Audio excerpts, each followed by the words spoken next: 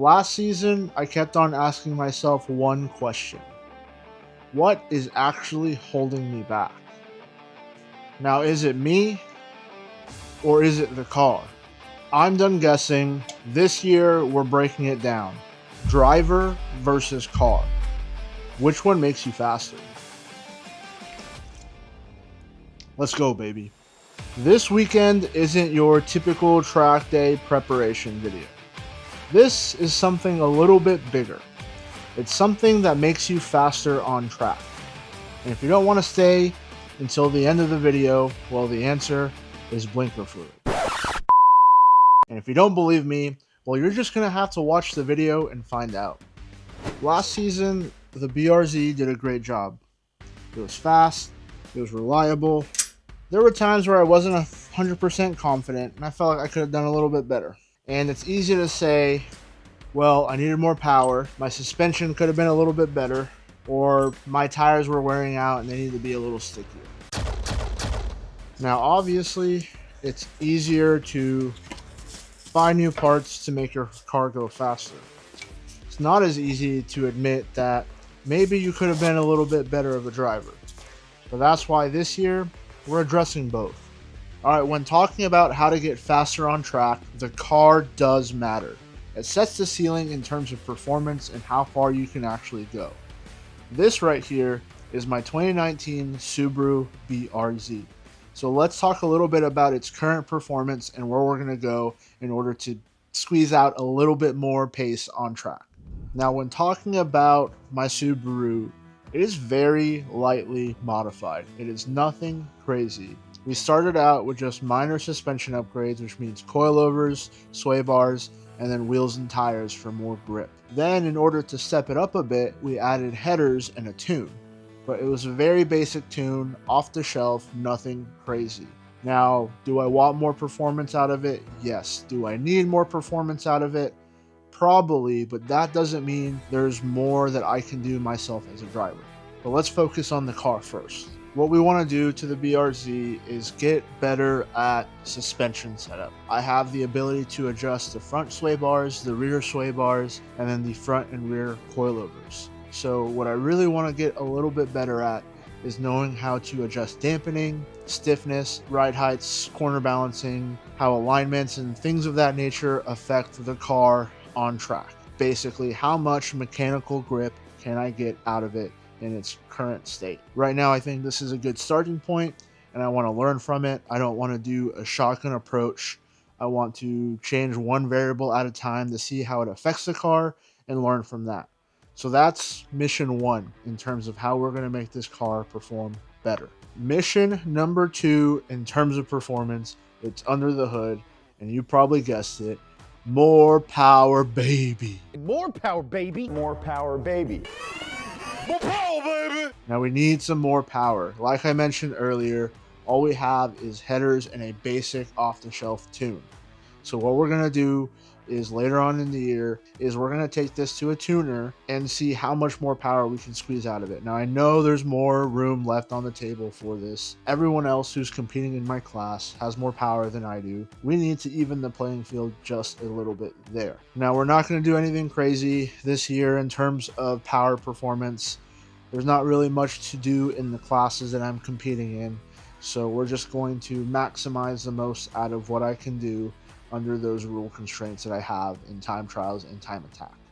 Now, one of the last things we're going to do to the car in terms of performance modification to get faster on track is eventually get an LSD in the car. So we want to go ahead and upgrade the current differential that's in this car. Even though it's great, with a limited slip differential, I'll be able to basically put power on sooner coming out of a corner. And what that means is eventually I'll have a greater exit speed and my lap times will start to get faster. Now this is one of the bigger modifications that I'm really looking forward to. Now it's going to be a while until we do that, and one of the main reasons is because of some of the other non-performance related modifications we're going to do to the car.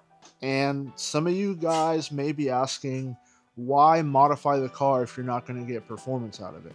Well, there's one, maybe two other reasons to modify your car that are not performance related. And the first one is reliability.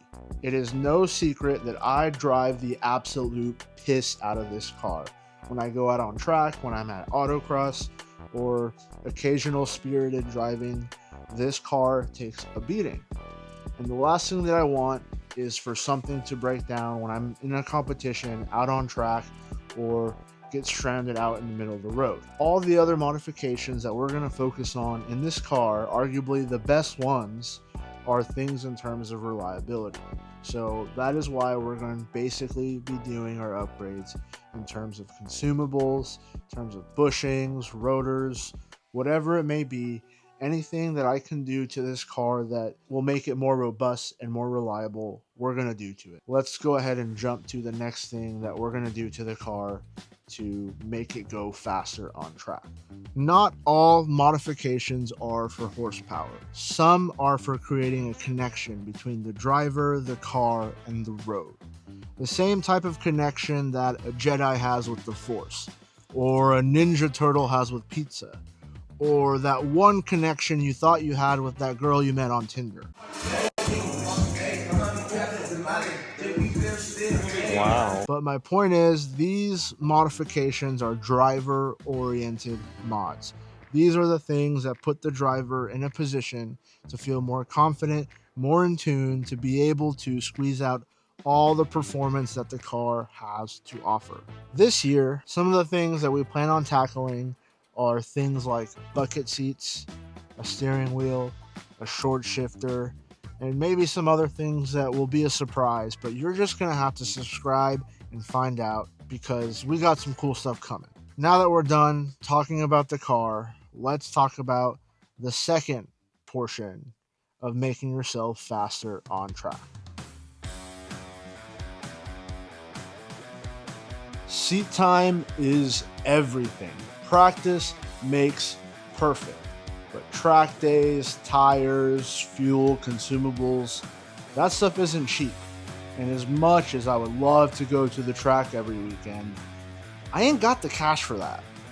Now, this year I'm prioritizing as much seat time as possible.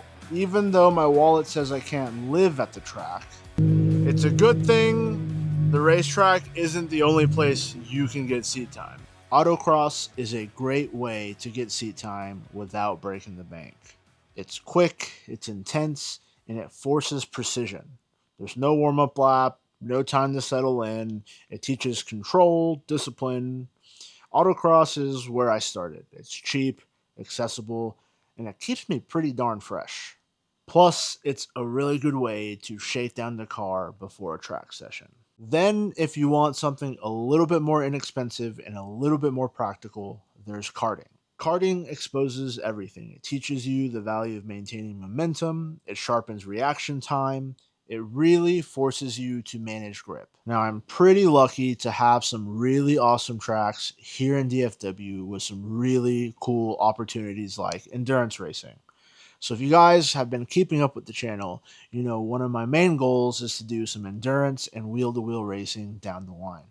Now I think doing that in a karting environment is a great way to get myself ready and practice before the real big thing. This year, in order to get faster on track as a driver, we're taking sim racing way more serious. Not just for fun, but for actual practice. Sim racing is great because it lets you get that repetition without burning through tires and other consumables. It's helped me a lot with learning and getting more confident on track. Now, most of my sim racing experience is really just practicing local tracks, whereas this year we're going to take it up a notch. I want to learn tracks all across the nation. The mission is to be more competitive and drive wheel-to-wheel racing and travel and do all that stuff. Now, any sim racing I can do now is just going to set me up for way more success down the line. Now that we're getting closer to the end of the video, let's talk about something that makes you faster on track as a driver that isn't necessarily seat time. Let's talk about that nerd shit, the stuff that feeds the noggin. This year, I really want to start looking at data, like getting really deep into the data, like Matrix level deep. whether it's brake, throttle inputs, lap comparisons, and all the telemetry goodness. I want to master the ways of data. In order to master the ways of data, we have picked up ourselves an OBD reader and a GPS.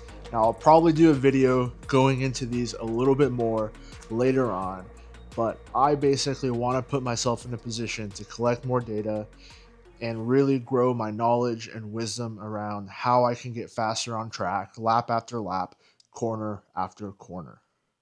All right, and lastly, what we're doing this year to get faster as a driver is take my health and fitness way more serious. Currently recording this on my phone because I'm about to go to the gym. So I think health, fitness is very important when it comes to becoming faster on track. The more competitive and the more serious I plan on taking this, I think that's going to be something that might hold me back, especially since in the past like 6-8 months I've gained quite a bit of weight. I've gotten a little bit out of shape, so I want to get back into really good condition. I'm going to start running, going to the gym a lot more, taking my diet a little bit more serious. That I'm not getting any younger. You know, I felt like since I've turned 30, things have been going, I don't want to say downhill, but they've definitely been taking a couple of steps back from where I was in my 20s. So we're going to change that. I still feel relatively young. I don't feel super old, but I definitely don't feel as young as I used to. So that's one thing. I think health is important. I feel like I'm on the path to go off the deep end again, and I don't want to do that. That and weight savings is pretty important when it comes to race car driving. And I'm a pretty heavy dude. Right now I'm at the heaviest I've been in a long time, which is around 285. I used to sit in like the 230s, 240s in my early 20s. I'll probably make a video down the line on all the things that I'm doing, whether it's my gym routine, what I'm eating, what that cadence looks like, stuff like that. And then maybe just track my progress, hold myself a little bit accountable with you guys, be a little bit more vulnerable with everybody. So make sure you guys, like I said, subscribe, follow along if you guys want to see that type of stuff or see my progress, or if you just want to, if you're on the same journey and you just want someone to kind of share that with, well, we can do that here. We're all good buds and friends over her. I'm going to finish my pre-workout, get to the gym, and make sure you guys stay to the end of the video where we kind of bring everything together. When trying to get faster on track, there's risk in all of it. I can overspend on the car instead of focusing on myself as a driver. I can chase lap times instead of fundamentals. But the biggest risk isn't being slow. It's focusing on the wrong thing. Now let that breathe in a little bit. I don't need to focus on trophies this season. What I need to focus on is clarity and foundation. This is the start to what I think will be a successful motorsports career. I know what the car needs. I know what I need. The car sets the potential, but the driver decides how close you get to it. A fast car with a slow driver, wasted potential. A fast driver in a balanced car is dangerous.